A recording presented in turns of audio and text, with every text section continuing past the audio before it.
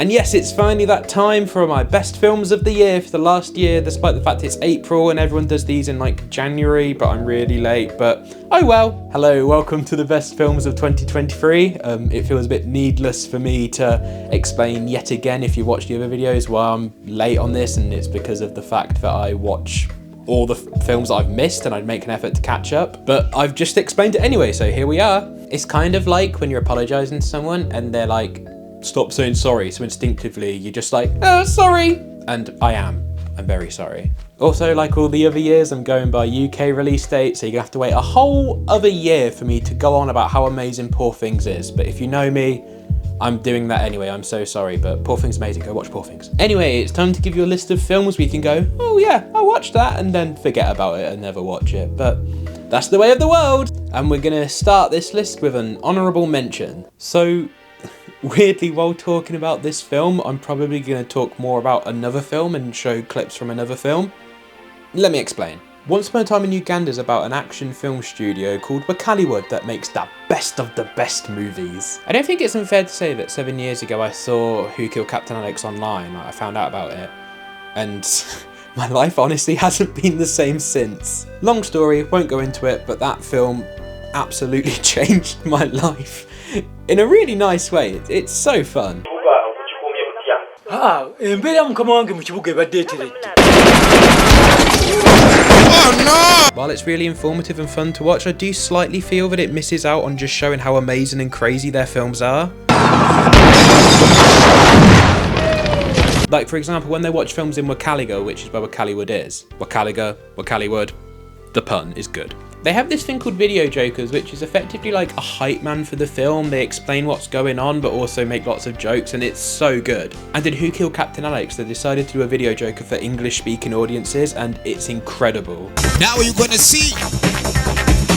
This is how we do action in Uganda. Tiger Mafia, Super Kicker, what's happening? Around dinosaurs. So while I feel that this film's already better if you do already know Wakaliwood, it is still worth checking out, and yeah, I'd recommend it, but I'd definitely recommend Wakaliwood and Who Killed Captain Alex. It's for free on YouTube, go watch it.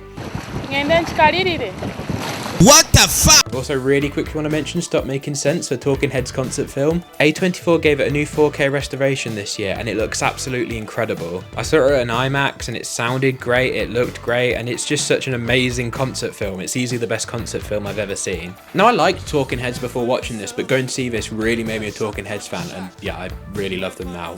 Please check it out, it's so good. Anyway, time for the actual list. Let's go! Number 19. Babylon is just absolutely crazy. This is the latest film from iconic director Damien Chazelle, who made La La Land, Whiplash and First Man. Now, this film's kind of like if Once Upon a Time in Hollywood met The Wolf of Wall Street, and I mean that as a massive compliment. It's incredibly ambitious, and while it doesn't necessarily achieve everything, I love how crazy and unhinged it is. Now, it's 3 hours long, but I honestly never felt bored throughout. It's really engaging. Now, as you'd expect from the director of La La Land, it looks beautiful and the score's great. If you like crazy films, this one's definitely worth checking out. It's really unhinged, and yeah, I love it. Number 18. Now, on paper, this film really shouldn't be in this list. It's a 2023 Marvel film. That's gross! It's a sequel where a side character's now become the main character. What? Somehow it really, really works. Guardians 3 is a lovely and fitting conclusion to what could have been an incredible trilogy. Side note, the reason I say could have been incredible is because you've kind of got to watch Infinity War and Endgame to get it. I like Infinity War, I don't like Endgame, but regardless, it doesn't make massive sense if you've not seen them, but still good. This is a really funny, sweet and surprisingly emotional film. It's charming, it's the perfect way to wrap up the time with these characters. It's really earnest, and I feel that it earns all of the emotional beats that it goes for. Yeah, really fun. If you like the other two, then you'll probably love this. It's great. Number 17. Dream Scenario is the latest film from Christophe Borgli. More on him later. Wink, wink. I'm so bad at winking, I'm so sorry. and it's really unique and cool. This is a film about a guy who suddenly becomes famous when he starts appearing in everyone's dreams. It's a really strange premise, and I think it's pulled off really well. Nicolas Cage to me is a bit like Adam Sandler in the sense that I know that they can do absolutely incredible stuff, but I just feel really disappointed when they don't. And luckily, this is one of the films where Nicolas Cage is great, because he is absolutely incredible here. It's beautifully shot, really funny, and has some really interesting takes on fame. I like the fact that they used the dream sequences to do some really creative stuff with terms of filmmaking. It's a fun film, and I think it's really good. I think I'd recommend this to most people. Check it out, it's good. Number 16. Maestro? I feel like I'm going to say it wrong. I'm just going to say Maestro because that's how it's spelt, but I don't want to get like... Hello, I'm editing the video, and this goofy little goob, he got it wrong. He said the name of it wrong, despite the fact making jokes about, oh, I'll be saying the wrong thing. I didn't think to Google it, and now I thought to Google it, and yeah, I'm saying it wrong.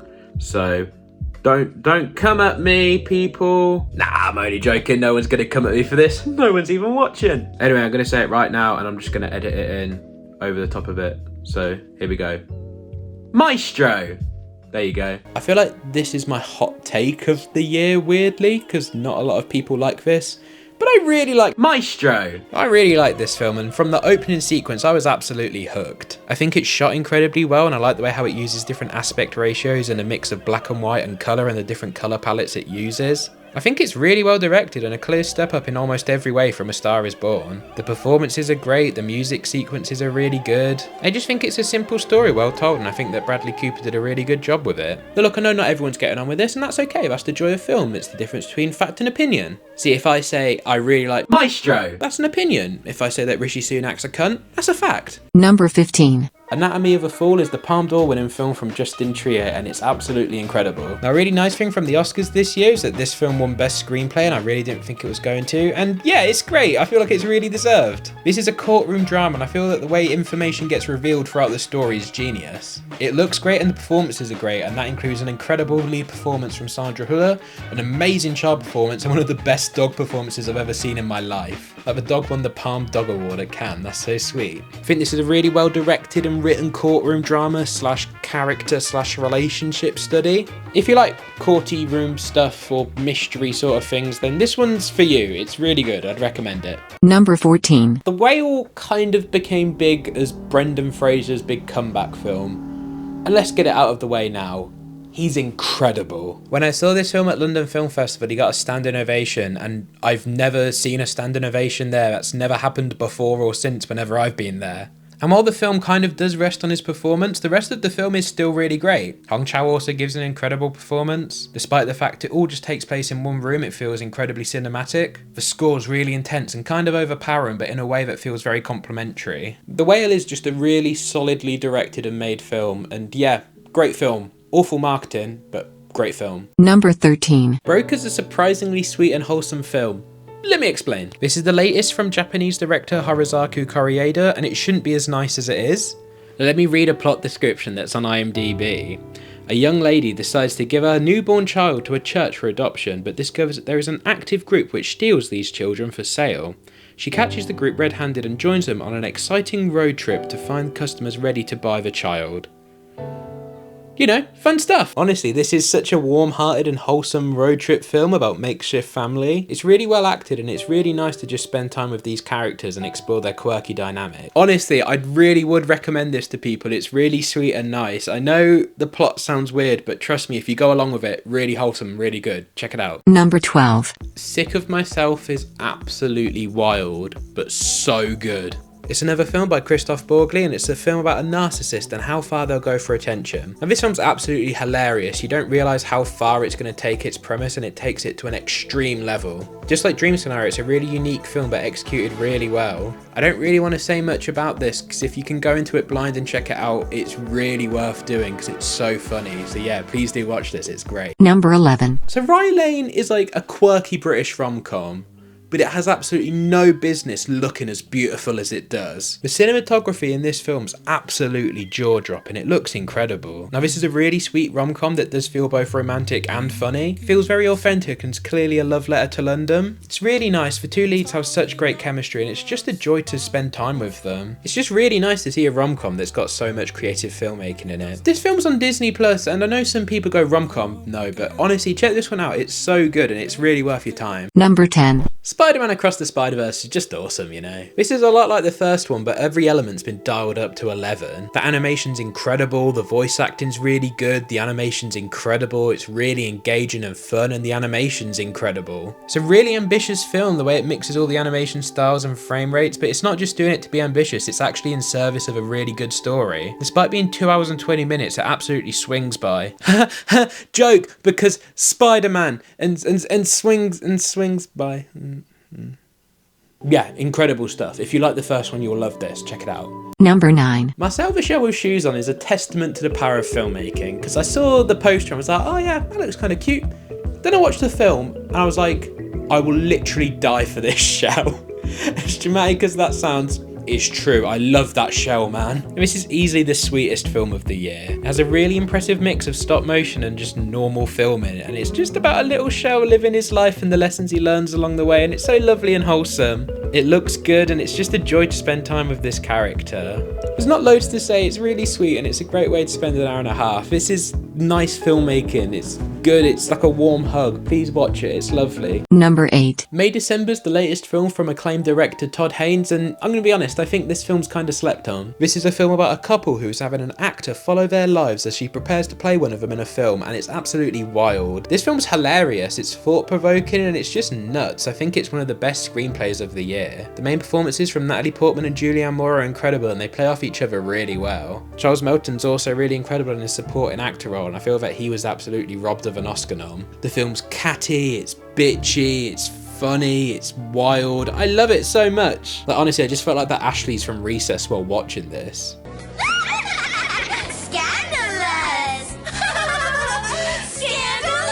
This film absolutely was just swept under the radar and it's so good. You should all watch this. It's really fun and just, yeah.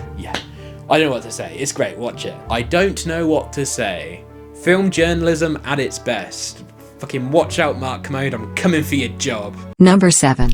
The fact that at 81, Martin Scorsese's still making films as good as Killers of the Flower Moon is just like mind-blowing. Now this film's a 3.5 hour historical epic and it's so packed with incredible filmmaking, it more than earns its runtime. Lily Gladstone absolutely steals the show in an already incredible cast. Leonardo DiCaprio is amazing, Robert De Niro amazing, Jesse Plemons amazing, but she really steals it. Now this film doesn't shy away from the horrors of what happened to the Osage people, but I always feel that it's dealt with in such a compassionate way. I feel like Scorsese described it really well when he said that this film isn't a whodunit but who didn't do it. We're literally getting to see one of the greatest filmmakers of all time still make incredible films. Like this is incredible, The Irishman was incredible, The Wolf of Wall Street is incredible, how this guy's still going and making absolute bangers, it's just wow. You should absolutely all watch this. Now I've seen this at the cinema all in one go and I've also watched it at home with a break in the middle. I think it's better all the way through, but also you don't lose loads by having a break, and 3.5 hours is long, so watch it however way you feel comfortable, but either way I definitely recommend watching it. Number 6. Past Lives is the directorial debut of Celine Song, and what a film to open with, man. This is the story of two childhood friends slash sweetheart who reunite later on in lives, and it's so beautiful. The film has a really well written screenplay and amazing performances, and all the characters have wonderful chemistry. The film's really atmospheric and I feel I could just spend loads of time with these characters. It feels really personal and intimate, and the score's really great. I want to make it very clear, and I'm going to say this later on with a different film, that this is incredible regardless. This is a really special film and it's a really empathetic and really nice film about people and what they're going through and the emotions. But the fact it's her first film, wow. So good. It's on Netflix, check it out. Number 5. Close is a film about reflection and grief.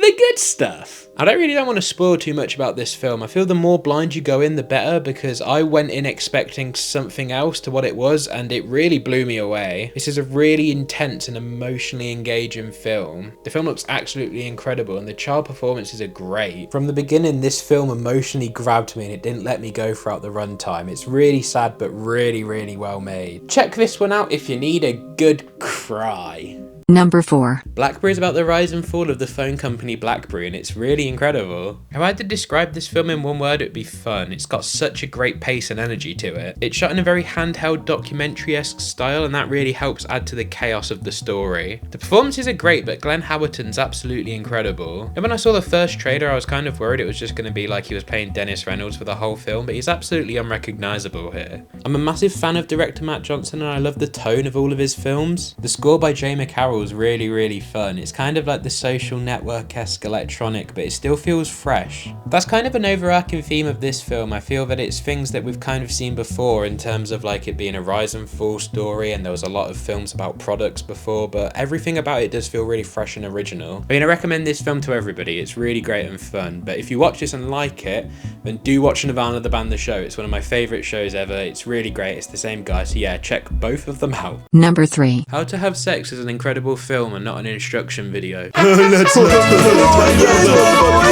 Like Past Lives, this is a directorial debut, and the fact that it is just remarkable to me. And again, I want to make it very clear, this is an incredible film regardless, but the fact that it's her first film, insane. Now, this film's incredibly well written and directed. It just feels real. All of the locations are incredibly authentic, and it feels like they just found some people and started filming. It's a very serious film that feels super important in the way that it explores consent or lack of, but it's just so well handled. Now, director Molly Manning Walker's done some cinematography work on other films, and she shot all of the Blue Weekend Wolf Alice videos, so it's not a surprise to say that this film looks incredible. And despite me saying earlier about how serious the film is, in the first half there's some really funny moments. It's such an achievement in filmmaking, and I want to make this very clear that I understand that a lot of people, when you hear it's a film about consent, go, "Oh, I'm not watching that," which is silly, but also it's a very smart film in the way that it leaves the conversation open, and it's very inclusive for men to kind of watch it and be like, yeah, that's not on, like, that's really not on, and this culture around it, we should be calling that out. And it's not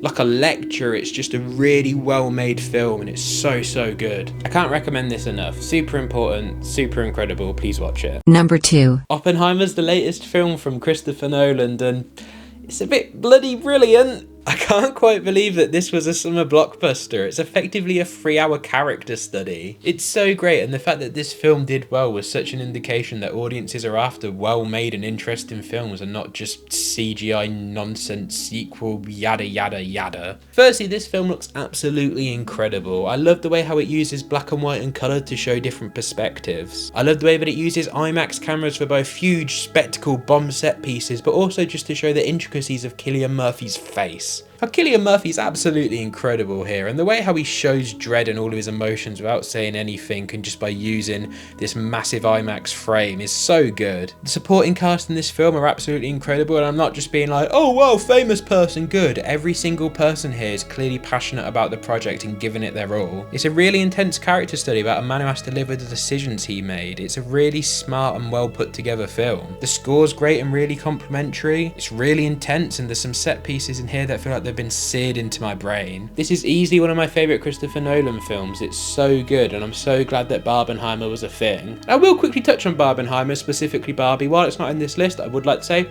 I liked it. I just thought there was a whole subplot of it that didn't work, and sorry, but the Will Ferrell bit just really didn't work for me. But overall, great film. I love that Barbenheimer was a thing. I like both of the films, and yeah, what a great summer. And because Barbenheimer was such a thing, I feel like I'm just saying, check this out, like it's some sort of hidden gem.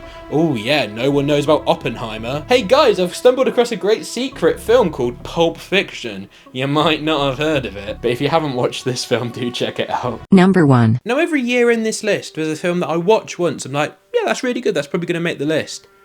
Then I watch it again and I'm like, I was an idiot. This is 5 stars incredible. Before, we've had Portrait of a Lady on Fire, we had Aftersun, and this year we've got Tar. Tar is the latest film from director Todd Field, and it's about a legendary conductor whose career and life start to fall apart when certain events come to light. This film is absolutely mesmerising, and that's mostly due to Cate Blanchett. This is the best I've ever seen her, and I've always rated her as a really great actress, but here she's absolutely outstanding. She eats up every scene that she's in, and the range of emotion she shows is straight up incredible. The conducting sequences are really intense, and she really gave it her all. The makeup in this film too was really impressive. Without spoiling it, there's a moment where a character's life's fallen apart, and they come out on stage in the film, and they look absolutely awful, but in the best way. It's so well done. This film looks really sleek and beautiful, and it mostly plays out in really impressive long takes. Everything about this film is just really well realised. The music's great, the choices of music that they use is great, the way how they use music's great. This film has some really interesting messages about cancel culture and separating art from artists, and if you can ever do it, and it's all dealt with such nuance. This film feels really special, and it feels like it's potentially a future classic. Love, love, love, love, love this film. Every aspect's on point. It's so good. I love it so much. 10 out of 10. Watch it. 5 stars. It's great. So that's 2023 films. Thank you so much for watching,